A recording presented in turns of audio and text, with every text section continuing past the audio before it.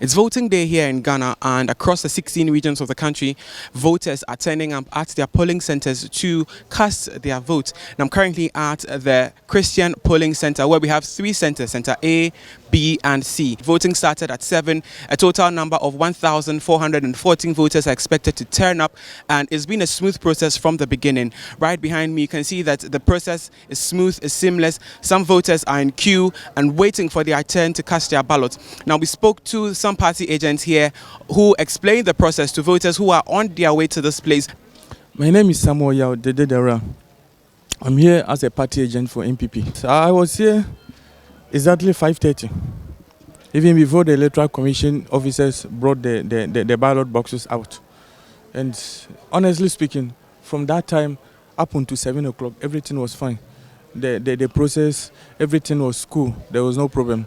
And voting also started exactly 7 o'clock. And since then, up to date, we have not recorded even a single incident. Everything is fine.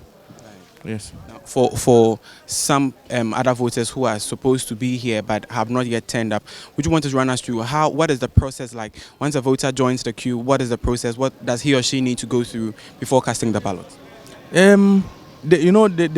All of them have joined the queue outside the gate. And honestly speaking, the Electoral Commission, the presiding officer, has done very good. He always stands in front of the gate, directing the people. You know, there are 3 polling stations over here. So if the person comes and the commissioner has to direct him, collect his ID card, look at the polling station, the polling code, and then direct him to where the person is supposed to vote. So as for voting, the process, nobody has any problem.